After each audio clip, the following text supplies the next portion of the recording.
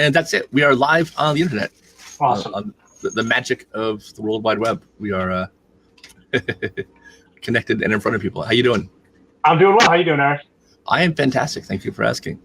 By the way, I love that the name of your organization is a pun. I'm a giant fan of puns, and when I realized that you guys what you were doing, I'm like, oh, that's fantastic. Like that is amazing. You know. Yeah. Well, I mean, Reese's name fit, so right. It all fit with our story. So it was kind of a natural thing. So, and I do have to qualify because you mentioned that right away. Everyone thinks that we named my son Rees with our last name Specht, and I didn't do that. His name was Richard Edwin Amer Specht. Right, so, it was an acronym essentially, right? Yeah. And my mother, when he was born, my mother-in-law noticed because she noticed that his initials are REES. She's like, he's Rees. Yeah. And I said, Mom, so am I, because I'm Richard Emmett Edwin Specht. So I'm actually a Rees too, but I never went by it. I never did that. Right. But my mother-in-law, I was a junior, so I was always called Little Richie. And okay. And I hated that. I'm a big guy actually. So, even as an adult, my dad passed away, almost 10 years ago, and I'm still Little Richie to everybody. So, right. And I didn't want that for him. And I was like, oh, we need another name for him. And my mother-in-law was like, well, we can call him Rees. And I said, that's not going to work. I mean, he'll be Rees Specht. No. But it stuck. So that's where it came from. I think it's great. And I'm also, we're not at home. If I was at home, you'd see behind me tons of Superman stuff. I'm a giant Superman fan, and so am I. Yeah, I have a life-size Superman bust on my coffee table, and I've got Superman figures and statues and pictures, and yeah, I am a obsessive Superman fan. So, as am I. We'll have to share our shared love. I'm a huge fan. So, yeah, that's I got the shirt on. I always have something Superman on all the time. Actually, I even have a Superman wallet. So there you go. Someone gave me a Superman wallet for my birthday a few years ago. Nice. Do you use it? I do not, because it was I had a better wallet at the time, so I kind of felt bad. But yeah. Well, and you're an adult. My daughters make fun of me. They're like, "Daddy, you're the only adult I know who shops for their wallet in the kids section." So if it wasn't made out of paper, I would have. Okay. Yeah, it was like a cardboard kind of thing, but it was cool though. Oh, cool. Absolutely. And I like the branding. So I like you started with Respect Life, right? Right. Yep. And then you got into the water safety stuff later, which I thought was neat. So can you talk a little bit about your foundation and kind of what your mission is and what your plan is? Well, I mean, we started when we first started it. I kind of fell into this, which I think a lot of parents in our situation do. Sure. We had lost Rees 2 days before Superstorm Sandy to a drowning, and you're in the Northeast, right? Yeah. I was. It was October 27th. Yeah, October 27th, 2012. And it was 2 days before Sandy was coming, and I was getting ready for the storm, and we knew it was going to hit. There was no doubt. I mean, this storm was the size of the Atlantic Ocean, and when we knew it was coming, I told my wife, all right, we got to get ready. We got to get the house ready. And she was going to go out and get all the food and stuff we needed to get through everything. And at the time, we had 3 children. My daughters, Abigail and Lorelei, were 7 and 5, and Rees was 22 months old. And she was going to take all 3 shopping. And, I wanted to, it's funny, I wanted to be the hero. And I saw he was acting up, being a typical toddler. And I could see the stress on her face. And I said, leave him home with me. And she's like, well, you can't do both. You can't watch, him and take care of the furniture. And inside I agreed with her, but I still wanted to, just be that hero. And I was like, don't worry, I'll figure it out. And so she left, and she took my daughters, and she left me with Rees. And, I looked at him, and I realized I can't do both. I can't. And I figured she'd come home, and the furniture wouldn't be done, but at least I would have watched Rees. And then my best friend called me, and he said, I'm getting off work early. Do you mind if I stop over? And I said, no, can you come over right now? He's like, yeah, absolutely. And so when he got there, I asked him, would you mind watching Rees while I put away the furniture? And he's like, yeah, no problem. And so I did. I got all the furniture away, and when I went to go put that last piece away, my friend was standing there with Rees, and Rees had a toy he wasn't supposed to have, and I got angry, and I took it away, and I said, this isn't meant for him. It's a choking hazard, and my friend and I got into an argument, and I calmed down. And I said, listen, just take it away from him, and I handed it to him, and I went into my garage, and I remember I closed those garage doors, and I gave myself 5 minutes to cool off, and when I was done, I walked back out, came into my house, and my friend was sitting there watching TV, and I said, "Where's Rees?" And he said, "I thought he was with you." And that was it. And it was those 5 minutes where he wandered into our backyard and he fell in the pond, and that was that. And then, of course, Sandy came and didn't care what happened to us. We lost our power for 2 weeks. Had no phone, no communication. My friends and family, actually, most of them live down in Florida. Right. They couldn't even get up to see us because most of the flights got canceled. So you want to talk about being completely isolated? It was just awful, and it was just I can't imagine a worse time in my life. I mean, that was it. You coupled the storm with what happened to my son, and it was just the worst. And it was also opened my eyes to the best. I think there's a truth to this idea that in order to see the light, you have to have the darkness to contrast it by. And it was a week after Rees had died that this complete stranger shows up at my house, and he offered to clean up my yard. He was a landscaper, and when he came to my door, I remember we had people coming and going, and friends and family. So when the stranger showed up, I was just like, oh God, who's this? And I opened the door and I see his shirt says Kelly Brothers Landscaping, and he starts with, I heard what happened to your little boy. I wonder if there's anything I can do to help. And I just looked at him. I saw his shirt, and I just wanted to kind of just cut to the chase. And I'm like, I really don't need landscaping right now, And right, he's like, no. He's like, Mr. Specht, I don't want anything from you. He's like, please let us clean up your yard. And I was like, I don't have the money. And he's like, I don't want your money. And he refused to take no for an answer. And so he did. He cleaned up our yard. He completely redesigned my whole yard. He completely cleaned it up, and wouldn't accept anything in return. And he actually came back the next day after he cleaned it up, and he said, after we cleaned your yard, I noticed that your landscaping is asymmetrical, which was a really nice way of saying your landscaping sucks. And he said, I've got some ideas to fix it up. And I stopped him again. I said, Mr. Kelly, I told you yesterday I don't have the money. And he's like, I don't want your money. And I was like, there's got to be a catch. There's somebody always wants something. And he didn't. And he came back for the next week and just completely redesigned my yard. I mean, it was like Extreme Makeover Home Edition.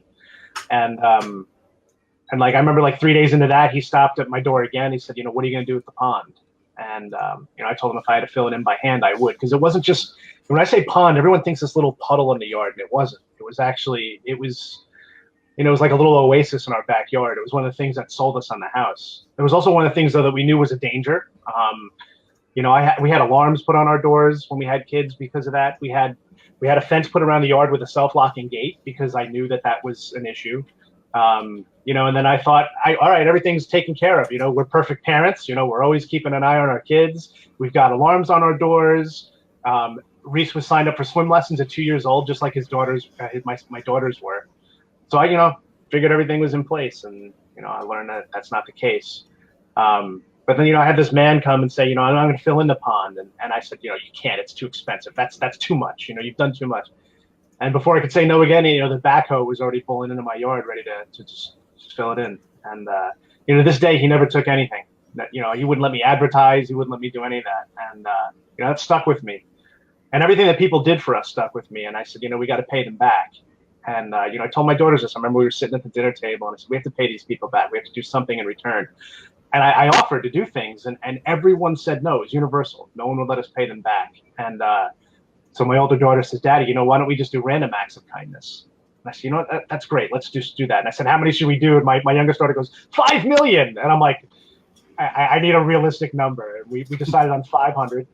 And I said, when we do it, we have to give people a reason. I want people to know why we're doing it. And I said, I think Rees's name is perfect. Rees Specht. Isn't that what everyone did for us? Treating others the way you'd want to be treated. And so that's where it came up. We respect life. And we used the picture, actually, it's not a coincidence. My last picture of him is him dressed as Superman. Mm-hmm. And, yeah, I saw that on the website. Yeah. Yeah, that was, it was the night before. The night before he died was my wife's. They had a safe Halloween at her school, and so they were going to do like trick or treating and stuff. So he was dressed as Superman. That's my last picture of him. So we took that and we ran with it and we made these little cards. So there's the card there, and for each one we left one of the cards. So for every act of kindness, we'd leave one of the cards, and it turns out that when we started doing that, people were doing exactly what the back of the card said, which was, spread a little kindness. That's all we asked. We said, if you were the recipient of this act of kindness, please pass it on and do something super for someone else. And they did, and it kept going. And then people started asking us for the cards. And what kind of acts of kindness were you doing for people? We just did random ones. Like the first one we did was actually probably my favorite one because it's what started it all. We went to a Dunkin' Donuts near my house. And it was 7:30 in the morning on a Monday morning. It was over February break, like President's Day holiday for my kids. Mm-hmm. And we pull up to a drive-through, and my daughter's in the back seat, and I was like, I'm going to pay for the car behind me. And my girl's like, yeah, that's awesome, Dad. Let's do it. So that's what I did. I paid for the car behind me, and I left the card, and I drove off. And my girls were upset. They wanted me to like stop and interview the lady behind me that we just bought the coffee for. Yeah. And I'm like, no, I'm not doing that. And they're like, but we want to know. And I'm like, well, turn around. What do you see? So they turn around and they're looking at the car behind me, and they start narrating, and they're like, oh, Daddy, the lady in the Dunkin' Donuts is handing her the card. Oh, Daddy, the lady's reading the card in the car. Daddy, she's crying. You made the lady cry. I'm like, oh God, that's not what I wanted. Yeah. And then she's like, now the lady in the Dunkin' Donuts is pointing at our car. And I'm like, oh God. And then she's like, oh, the lady in the car, she's smiling, Daddy. She's waving at us. She's smiling. Daddy, she's getting out of her car. And I'm like, oh, and I drove off. Right. Because I wanted it to be random, and I always wanted it to be kind of like almost like a clandestine act of kindness. I didn't want it to be overt. That's why we did the cards. So we would just do things like that. Like, I would pay for someone's dinner at a restaurant and stuff. And, we ended up doing our 500 acts of kindness. It took us about probably about 2 years to do them all. Right. But along the way, all the cards we put out, people started ordering them from us, and it just started growing. And it grew off of Long Island. It went into like Connecticut, and then it just kept growing out and out and out until basically, long story short, here we are 5 years later, and we've distributed 500,000 cards, and to every continent on Earth. So they've gone everywhere. And it continues to grow. We get orders all the time. We get new stories of kindness all the time, and so when that happened, I said, all right, we're going to make a foundation out of this. Right. And so that's what we did. And we said we're going to be all about kindness because we knew it made the difference for us. And I actually had people ask me. They said, well, are you going to do anything about water safety? And I said, no. I said, I don't. I was like, I failed at it. Drowning prevention. I'm a failure. Why would I be the person who would advocate for water safety when I screwed up in the first place? Mm-hmm. And they're like, yeah, but you could share your story and make a difference. And I was like, people are going to know the story through what we do, so I don't think it's necessary. So I avoided it big time, both my wife and I. And I think it just hit too close to home, and we're like, let's focus on what was positive for us, which was the kindness. And that makes perfect sense. I think that's a very natural reaction that I think a lot of people have. Yeah. I mean, I really felt hypocritical. You want me to talk about water safety? Well, like I said, I failed at it, so I just wasn't ready to do it. So the foundation kind of took on this goal of doing kindness and spreading it, and the educator in me. I was a science teacher for 16 years. Okay. So the educator in me, decided that I really want kids to get into this, so I ended up writing a children's book to reinforce that idea without telling. I wanted kids to understand this power of kindness, but I didn't want them to be burdened with our story. I didn't want them to know that my son had died, and this is why. I wanted to kind of distill the essence of what our foundation was about down to its basic roots. And I said, in that way, what we're doing is really planting little seeds. And, those seeds don't grow unless you do the things to cultivate them. And Reese's favorite thing in the world was tractors. So this idea of making the story about him being a farmer, riding around on his favorite tractor, named Tractor, and spreading little seeds of kindness and getting other people to help those seeds to grow was kind of a natural thing. So I wrote the book, and then things really took off from there. And I had places asking me to come and speak about our experience. And it would vary. It'd be like, kindergarten groups wanted me to come and read the book, but I had like high schools and colleges wanting me to share our story about what we did and how we kind of turned this around. And it kind of took on a life of its own, and that became another aspect of what the foundation did. And I actually ended up leaving teaching, and now I've gone around the country telling our story and trying to inspire kids to choose kindness, because it is a difference maker. Obviously, it made all the difference for us. And so, how long have you been doing it full time?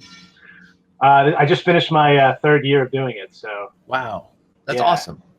Yeah, it's crazy. I mean, it certainly put me in a different life trajectory than I thought I'd be. Sure. I'm still teaching. It's just my classroom changes every day. Right. Yeah. Yeah.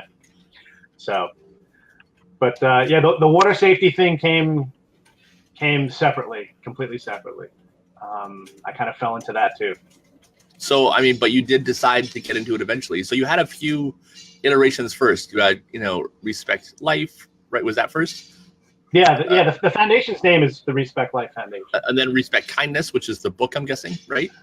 Yeah, it was actually a Little Respect Cultivates Kindness. So that's the book I wrote. Yeah, there it is. Awesome. And who illustrated the book? Actually, a friend of mine since kindergarten, my friend Adam Smith. When we developed the cards, when we were going to do the cards, I immediately reached out to Adam and I said, you're an amazing artist. I've known you my whole life. Would you mind? The art is amazing. Yeah, he's always been like. I was in kindergarten, so I tell the story. Like, I remember in kindergarten when I'm still trying to color within the lines, and I couldn't. And then here he is, like drawing his own characters and coloring them. And I'm like, wow, I didn't know you could do that. So he's always been an amazing artist, and it only got better as we got older. So after Rees had passed and we decided we were doing this, it was a no-brainer for me. And I reached out to Adam and I said, would you mind doing like a little logo? I want something that stands out, but I want it to be positive. I wanted everything to be positive. I didn't want this to be a tragedy. I wanted to be kind of like that triumph over, the worst thing. I wanted people to be inspired by it. I wanted people to realize that there is coming back from awful things, that, it's a choice. And I wanted somebody that embodied all that. I told him all this. And like the next day he develops the logo for the card, which is, right there. So, and right. That little caricature of Rees, and I was like, perfect. That's what I wanted. I wanted something that elicited happiness. And so when I came up with the idea for the book, there was no one else I was reaching out to, and we really put it together super fast. It literally took only a couple months, and had it out and self-published, and it was a huge success. And we have actually 2 more books coming out now. One is a water safety book actually, and another one is for against bullying. So that's awesome. But yeah, so that was all a part of what we did. Like I said, it was that natural growth of the kindness aspect of the foundation. So why did you decide to start talking about water safety? I don't know if I so much decided on it as much as I was eventually convinced. Okay. We were at a fundraiser for another local foundation here on the island that had awarded us a community service award for what we were doing. And I knew the founder. The founder was a parent in the school district I taught in. And so when she had invited us, she actually, I didn't know we had won this award. So when we get to the fundraiser, we find out we win the award. It was like, oh, wow, overwhelming. But then she had another plan. She knew of a water safety advocate here on Long Island. His name is Bobby Hazen. I know Bobby. Yeah, of course. Yeah. He's one of the co-owners of Safety Swim Schools here on Long Island. Yep. It's the biggest swim school on Long Island. And Drowning Now. Yeah. Right, and he's the founder of End Drowning Now, which was originally the Long Island Drowning Prevention Task Force. Mm-hmm. And so he was there that night as well. And so her second goal was to get us together. So after we had received the reward, so had Bobby. They had gotten a separate award. And she's like, you two need to meet. You need to talk. And as soon as that happened, I'm like, I don't, this isn't what I want to do. And I was like, Right. all right. So Bobby sits down with me and he's like, I'd love to talk to you about, maybe doing some stuff together. And I stopped him right there and I said, I don't mean to be rude. I said, but I want nothing to do with water safety. I was like, I think what you're doing is great. And people like you need to keep doing what you're doing. And I really stopped there. And he handed me his card and he said, he's like, I'd really like to sit down and talk to you maybe when you feel up to it. He's like, please come and just talk with me just once. And so I took the card and kind of half-heartedly, like, yeah, I'll do it. And then I don't think I reached back out to him, and he reached out to me. He kept reaching out to me. He's like, please come and sit with me. And so eventually I relented, and I went to his office, and I sat down in his office, and I remember I had that same feeling, like, I don't want to be here. I don't want to talk about this. It's not something I want. And I remember him sitting across from me, and he was talking. I couldn't even tell you what he was saying because I think I was just tuning it out. And then I remember looking right behind him, and the motto for Safety Swim is where children learn to love and respect the water. And so right behind his head, it says, respect the water. Right. And I stopped right there. Like I said, I didn't remember what he was saying. And I looked at him and I'm like, oh my God, your motto. He's like, what? He turns around, he looks at it and he's like, yeah, respect the water. I'm like, all right, I'm in. Yeah. And he's like, what? I was like, respect the water. I'm like, this would be perfect. And then, my gears started spinning and I was like, all right, I think that there's something we can do here. And, it's like the problem solver in me found my problem. And now I knew what I wanted to do. And, and the rest is history. And then we got together and the first thing I told him he needed to do is, like I said, the name of the organization was the Long Island Drowning Prevention Task Force. And I was like, Bobby, that name is awful. I was like, it's too long. I was like, we need to get to the point. It's got to be something that tells everyone why it needs, why this is a problem, how we're going to solve it. It needs to be short. And so we brainstorming. I'm like, how about like Project End Drowning? And he's like, no. And he's like, what about like End Drowning now? And I'm like, yes, that's it. End Drowning now. And so we ended up changing the name of the organization. It's funny because Long Island Drowning Prevention Task Force was kind of a name, but it didn't have an actual organization behind it. It wasn't a nonprofit. And he's like, oh, I've been trying to get the nonprofit status, but we haven't been able to do it. And I was like, you know what? Why don't you guys just become a part of what we do? And so we kind of absorbed End Drowning Now. And I said, let's make it, official. So I said, let's make the program that you guys are doing and we'll call it Respect the Water. Because they had started doing these school shows where they were speaking to kids about water safety, which I'm like, this is perfect because I do school shows talking to kids about kindness. I was like, now they're connected to Safer 3, right? Yeah, they've been working with Safer 3 and Stop Drowning Now. Okay, I was getting them conflated. All right, there you go. Yeah, well, Safer 3 is a part of Stop Drowning Now. So right, yeah. So when they do the school shows, they use the Safer 3 characters. Gotcha. So, Perfect. Yeah. Timmy the Tadpole and Starfish and all that. Yeah. So it's it all came together and we started working on these shows and then using I had spoken to so many schools on Long Island that I've seen just about there's over 300 elementary schools on Long Island. I've spoken at like 270 of them. Wow. So I've been all over, and I was like, that's the age group we want to hit. So, and Safety Swim recognized this too, and I'm like, this is a great opportunity to get word out about drowning prevention. It's like I know you talk about the kindness, but can we incorporate it? So, I struggled with that because I was like, kindness is one thing, water safety is another thing. Like, I don't know how you do both.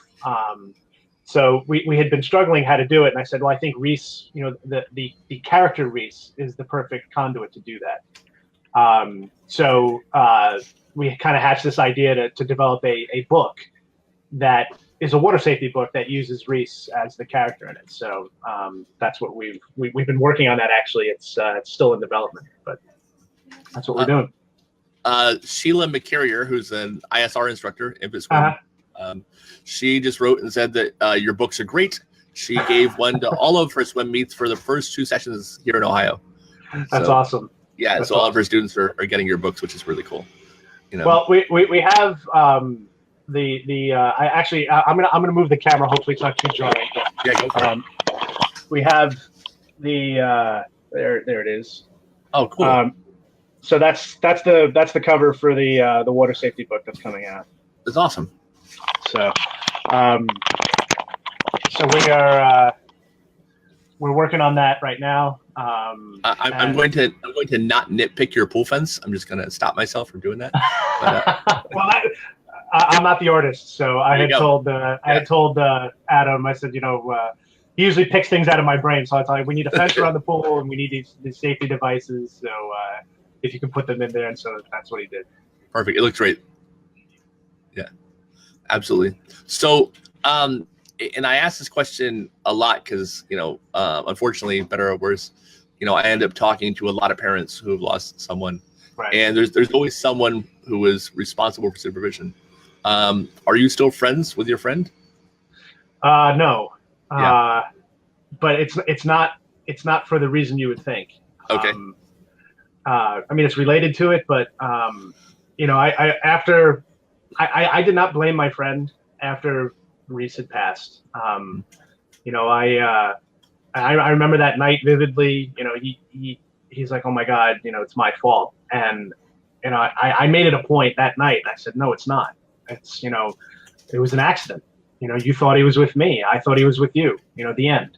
Right. I was like, if it were anything else, then the police would be charging one of us with something. I was like, so it was an accident. And I stood by that, and I never pointed a finger of blame. I never felt, that's something I've always felt deeply. Society, I think, looks at things black and white when I think the reality is more gray. And, kind of our sense of justice falls into this, like someone has to be at fault. And I was like, the fault here is miscommunication. My friend thought he was with me. I thought he was with him. At the end, what more can you say? And so I stood by that. So for, my friend and I stayed friends for the next couple of months. Unfortunately, Child Protective Services was involved, and they wanted to point the finger of blame at somebody. There had to be someone who had to be at fault. And they contacted me and said, we think that you were negligent as a parent. And they tried telling me that I was a child abuser. The New York State Child Protective Services was going to label me a child abuser for what had happened to my son. Right. And I said, how is that abuse? I said, I did everything I what more could I have done? I said, I asked a friend to watch him. There was a miscommunication between us. I'm like, I can understand if I had, thrown my son into the pond, sure. Lock me up. I said, but I don't understand what you're trying to accomplish here. And I had asked the agents that. I said, what are you actually trying to accomplish? How does this serve the greater good? I said, because if it does, if you can give me a reason, then I'm all for it. If what you're going to do to me is going to help other families and prevent this, then fine. But how is this serving the greater good? And they never had an answer. It was always, well, this is what we have to do. And I said, well, there's a problem with that, and yeah. So I called my friend and I said, listen, I need you to help me here. I need you to tell them that, to back up that I asked you to watch Rees. And I'll never forget it. He said to me, he's like, well, I can't do that. And I said, what do you mean? I was like, that's what happened. He goes, yeah, but I want to have kids one day, and they've been talking to me, and I've been advised not to tell you that. No, I can't help you. So I found out he had already gotten a lawyer. They had actually gotten a lawyer. His parents had actually gotten him a lawyer pretty much right away. Wow. Because they were afraid I was going to sue them for wrongful death, which again is something I would never do. And it's so it was this whole legal situation that ended up driving us apart. And that kind of ended our friendship. But what's interesting is that I've actually reached out to him over the years. I said, "Come on, sit down with me. Let's go grab a coffee. Let's talk." And he actually still will not sit and talk with me. So, I've tried. So, but I can't control how he acts and how he responded to this. But I eventually was vindicated with CPS, although it took me a year to fight them off, and to fight for myself and pay for my own lawyer. Right. But it would have been a lot easier had my friend just joined me and said, no, this is what happened. Instead, he kind of let me be. And I'll never forget the day of the hearing with CPS. I kind of, my romantic view of the world had him coming into the meeting and saying, no, this is what happened. And I remember I kept waiting for him to show up, but he never did. Because I'd invited him. I said, please come. This is your chance to help me. And he never did, but, we took care of it ourselves. But, yeah, so unfortunately, that's how it went down. But, no, I don't blame him. And the crappy part about those CPS investigations is they're happening at literally the absolute worst possible time. At the time when you probably feel like you don't want to deal with fighting it, and it's kind of a double whammy. Absolutely, and I had asked. I said, what does this serve? What is the good of this? And they never had an answer for me, and that bothered me. And I said, I was a teacher, and I had students that needed intervention, and when we called you guys, you did nothing. Yeah. I said, but here you are trying to prosecute me. Yeah. When all I did was let you in my house, and everyone else said, just tell them, no, and that's a whole other story. But it's a fight I want nothing of anymore. We I had to go through it. We got through it, and I hope it doesn't happen to any other families. That's because they should be there for a positive outcome as opposed to what they did to us. But absolutely. So how long ago did you link up with Bobby? It was about 4 years ago now that Bobby and I got together. So, and you've been doing water safety ever since? Yeah, we've been. I mean, the way I look at it is like it's kind of like a two-headed monster. Bobby really focuses on the water safety aspect of things, and I kind of defer to him, when it comes to water safety ideas, and I still do the kindness stuff. Well, I should say I still did the kindness stuff as of this year. Next year, I'll be doing both. So next year, I'm going to be doing the water safety shows and the kindness shows. Safety Swim basically said, we want Bobby back. And we came up with a solution that would enable me to do the water safety shows, and him to still be a part of what we do, kind of a behind the scenes approach. So in a way, our roles are reversing again. Because whereas I was more behind the scenes and he was up front, now to become me being up front and him kind of behind the scenes helping, guiding what we're doing. So what does a typical show look like? Which one, the water safety show or the kindness show? Pick one. We'll do the kindness first and the water safety. It depends. The kindness shows that we do, I do different versions. Like for K through 2, it's all based on my book. I actually have an animated version of my book that I do with the kids. And it's interactive where I have some seeds and I ask them how they grow, and I sing with them, and we get them, we try to inspire them to go out and spread their own little seeds of kindness. And actually all the kids end up getting a little card that says you've been given the seed of kindness with the help of little Rees Specht. So it's a play on our cards, except it doesn't actually have our story. Again, I don't want them to know. So, which is great to these kindergarten through second grade kids. To them, little Rees Specht is a character who's all about kindness, and that's all they know. Yeah. For the older kids, for like 3 through 5, I do tell them our story. I don't tell them that Rees passed, though. I tell them that there was an accident, and I leave it at that. So I don't get into any of the parts of the story. So there's no real mention of water safety or anything in there because they don't know that he drowned. But I do tell them that he had an accident, and then I kind of wrap it around what Mr. Kelly did for us and these people, and then I talk about how we went out and spread those, seeds of kindness, how we came up with the cards and everything. So, and again, I try to inspire them to go out and do it themselves, which is the goal. So they all get the seed of kindness card too. So it's, so I relate it to these seeds again, but it's a little bit more real to them. And then when I speak to high schools and like junior highs and colleges, I tell them the whole thing. They know, and I talk about choice, and I talk about perspective, and really try to get them to think a little bit differently about how they see the world. And I add a lot of science to it. I was a science teacher, so I actually do a couple of experiments that kind of reinforce what I'm talking about. So I try to make it as interactive and as engaging as possible, because that's who I was as a teacher too. You know, I was that crazy science teacher. You know, like when you think of the prototypical crazy science teacher who lights things on fire, blow things up, runs into walls, that was me. So it's kind of me in my presentations too. And in the water safety shows, you know, along that same vein, we have it broken down into a younger group for K through 2, and then the older group that like the 3 through 5.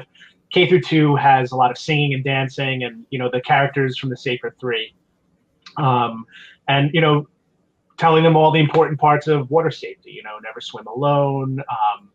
You know, to you know, horseplay around the pool, what to do when someone is struggling. You know, so all of that stuff is incorporated into it, but it's, you know, trying to get them to engage in it. So teaching them the water safety rules and you know, what they, you know, all the aspects of water safety. And to me, that, you know, I think the thing that's left out too, the most important part I think of those safety shows is the adults who are there watching, because you know that to me is what's missing, is the adult ignorance of water safety. You know, so my hope is that as these adults are watching the water safety shows too, they're going like, you know, maybe I could do a little bit better with that, or you know, I mean, all things I never looked at. You know, I look at pictures of my friends on Facebook, and when I see their pools and there's no fence around it, I freak out. You know, my first instinct is like, want to you know, message them like, why don't you have a fence around your pool? Right. You know, all these things that I never thought of either. You know, before this had happened, before my perspective had changed. So that's all things that we try to, you know, teach the kids in the shows. So what are some of the experiments that you do in the kindness show? One of them that I do, my favorite one is, it's called an iodine clock reaction. Okay. You may have seen this, like Mr. Wizard did this. Do you ever watch Mr. Wizard when you were a kid? I may have, but it was a long time ago. Okay, so I used to love that show, but it's a really cool reaction. It basically, the reaction starts, you have these 2 clear beakers. So you have these 2 beakers that have a clear fluid in them. And as far as the kids know, it's just water. So what I do is I call a student up to be my friend, because I talk to them about how bullying starts. Because everyone has this, you know, one of my biggest pet peeves is when people say they're anti-bullying. I hate that, mostly because it's that double negative. Like, you know, you're anti something that's already negative, and right. So I always tell them, you know, well, I'm pro kindness, you know, not anti-bullying. And I always, one of my reasons for that is because people really don't know what a bully really is, you know, and kids use it wrong all the time. Like my daughters, if one's picking on the other one, say, oh, they're bullying me. I'm like, that's not bullying. And so I use the experiment to try to show them what bullying truly is, and that a bully can be anybody. And it could be a best friend, it can be a family member. And, you know, the bully doesn't see that often. So I pull someone up from the audience and say, you guys, you're going to represent my best friend. And I hand them one of these clear beakers, and I have my clear beaker. And, you know, the liquid in there, like I said, is clear. And I say, you know, we're best friends. So, you know, these beakers kind of represent our feelings with each other. And, you know, we're nice and clear. And I said, and then I'll ask the student, I say, are friends always nice to one another? And it's funny, because the second I ask that question, their first reaction is to go like, well, yeah. But then the realization hits in and they go, no. Right. And I was like, right. I was like, so if I did something to hurt you, right, as your best friend, what can I do to make up for it? You know, because obviously if we're best friends, if I do something to hurt you, I can fix it somehow. How do I do that? And they universally say, well, say you're sorry. I said, okay. So I can say I'm sorry, and that makes it all better, right? I say, well, yeah. I said, all right, well, let's see. And so I take my beakers and I hold them up and I say, okay, so this is, you know, my friend's feelings. These are my feelings. I say, if I do something to hurt you, it's kind of me hurting you with my words, my feelings. So I mix the 2 beakers together.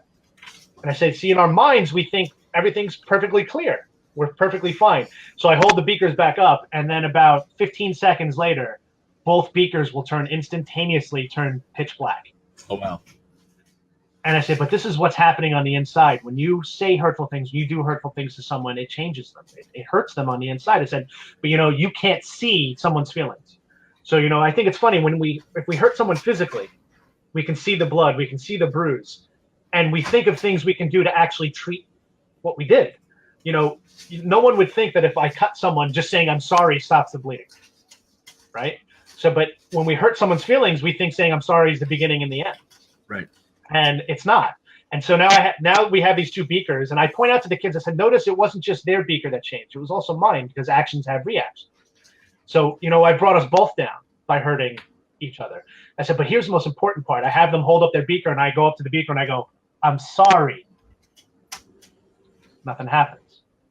I said, I'm really sorry. Nothing happens. And so I leave it at that, and I say, but that's not bullying. I said, this is the mistake that people make. They thought that was being the bully. That's not. So then I take that student speaker and I say, what makes someone the bully is when you start from here. We start from these feelings, this darkness. And then I have on the stage, I have other beakers that are filled with just water, and they're clear.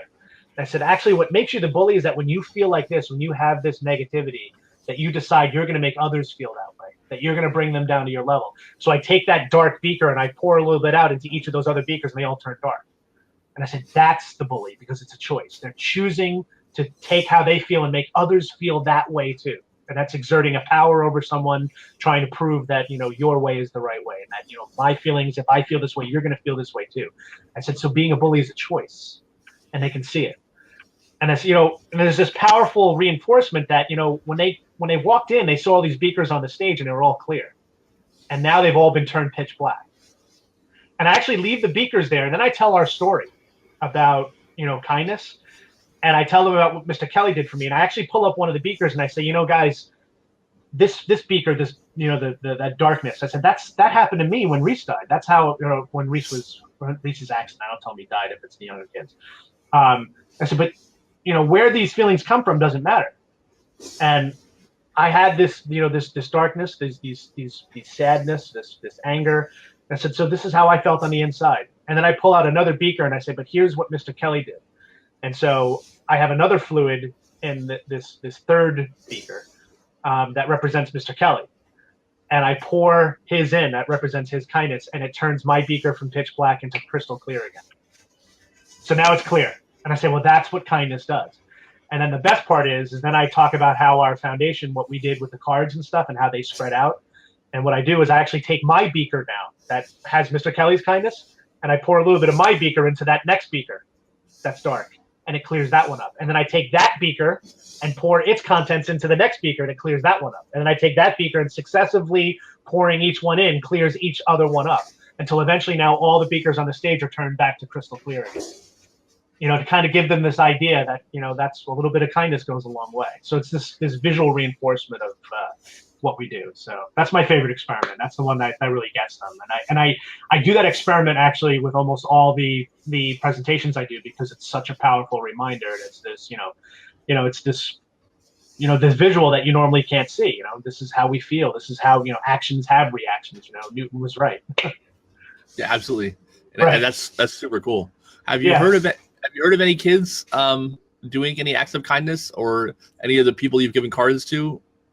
Oh yeah, thousands. We have a section on our site where people can share their stories, and we constantly get stories shared, or on our Facebook page. A lot of teachers will actually send me letters. I have literally binders full of letters from kids. Binders. And I keep them all. So I tell the kids that if you share stories, I keep them all. So whether digitally or written on paper, I have literally thousands of stories of acts of kindness, big and small. All sometimes it's just a kid who said, I got my neighbor's cat out of a tree. I had another one where someone left a $3,000 tip on a waitress's bill because he had heard that she was having a tough time. Wow. So it ranges from all different values, and I always it's funny because that $3,000 tip story that actually went viral when I'd been given a copy of that receipt. I shared it on our Facebook page and said, wow, what an act of kindness. Someone left a $3,000 tip and actually didn't even have one of our cards, which I think is cool. So on the back of the receipt, the person who left this wrote our story and wrote about why he was doing it and how we had inspired this, and asking the waitress to then pay it forward too when she's able to. So when I had shared that picture, it went viral. I had different news people reaching out to me, like Today Show, and I had actually reporter in Japan reach out, Germany, and it's funny. They all universally asked me the same question. They said, "Is this the biggest act of kindness your foundation's ever seen?" and my answer to them universally was no. And they'd be like, "Oh my God, what was?" And I would always answer, and it would always throw them off. I'd be like, "I don't know, the last one." Yeah. And they'd be like, "What was that?" And I was like, "I don't know." And they're like, "I don't get it." And I said, "Well, that's the problem. You're putting a value on kindness where it's just the act that matters. It doesn't matter how big it was, how small it was." I said, "So no, this isn't the biggest act because they're all big acts." And it's funny, they none of them got it though.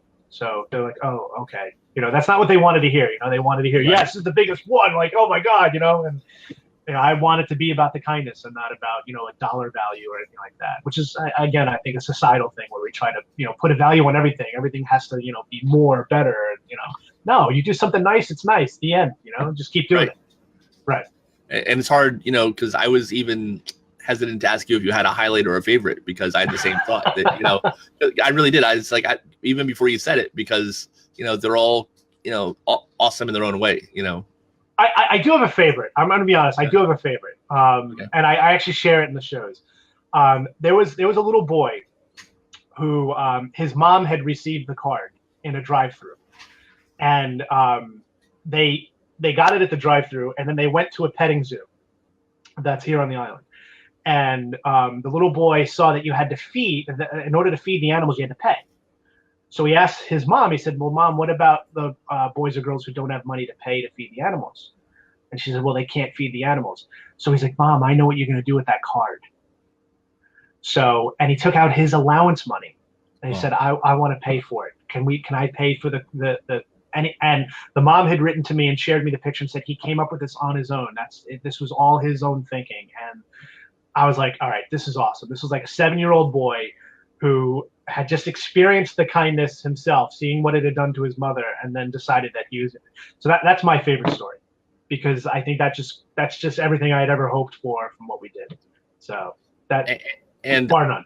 I'm sure your own kids have to be, the example that they've, seen through this has had to have shaped them, I imagine they must be kinder people. It'd be hard not to be. I would hope so. I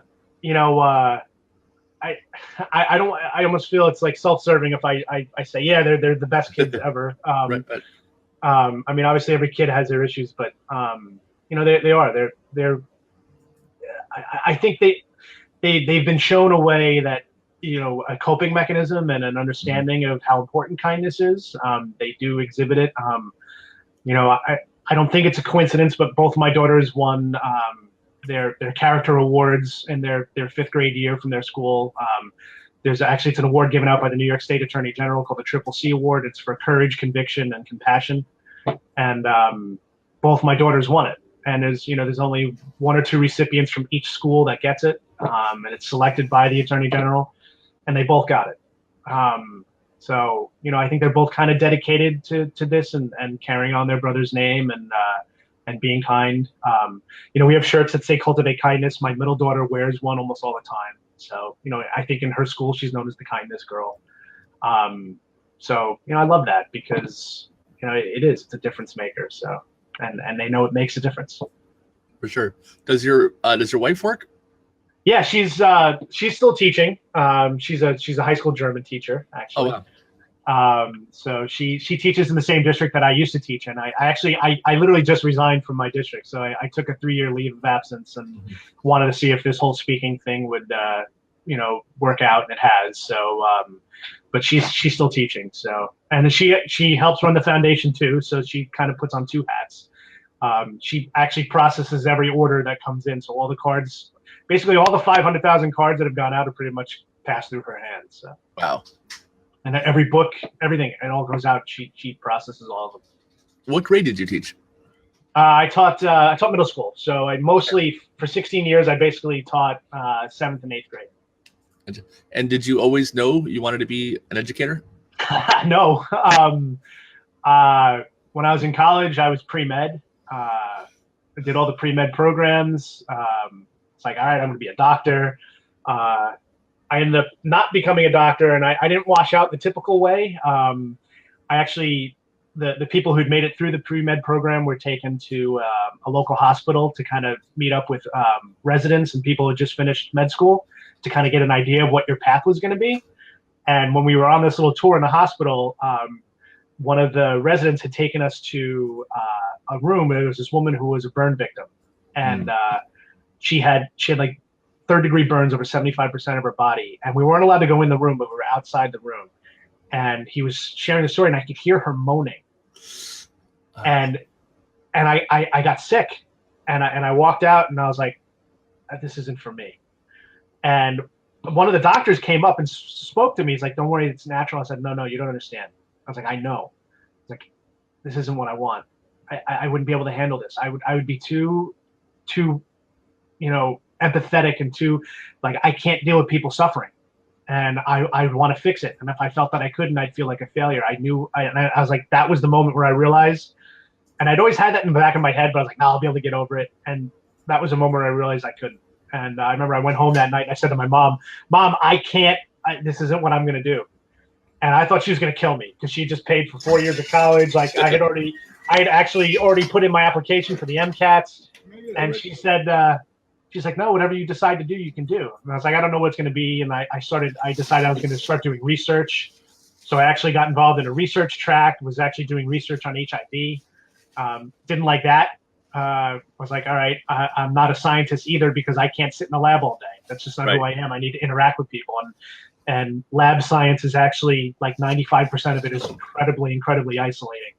But one of the things we had to do in our research was do a seminar that presented our research to the undergrads. And so my seminar class talking about our research was a hit.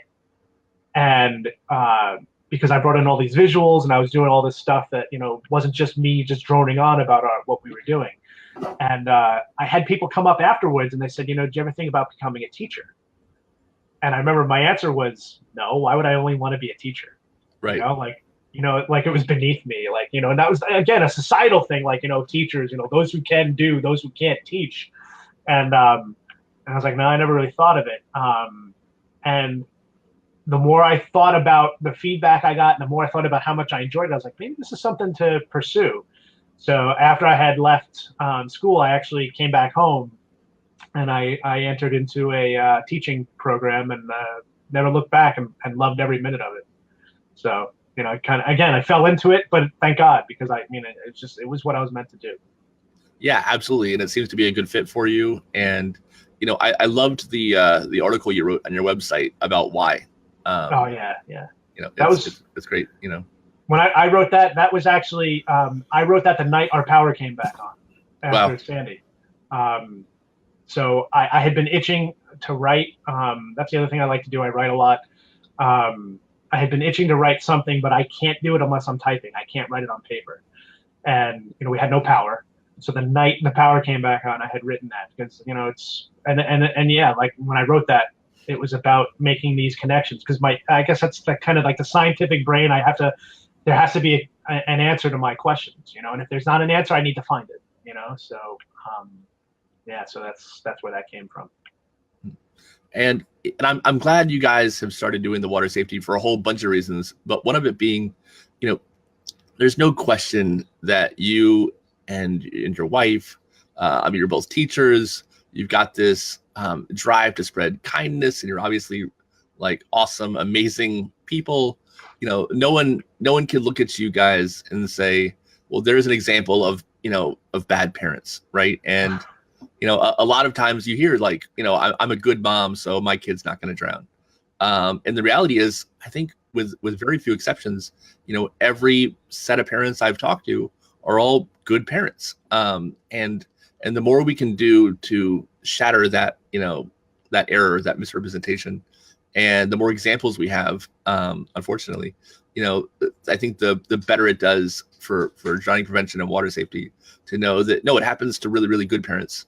And I think those examples are important. So I'm glad that you're out there, showing how awesome you are, because it's important for us, Well, I agree with you. When I speak to parents, I ask them, I said, how many of you have ever had this moment where you say, "Oh my God, where are they?" Mm-hmm.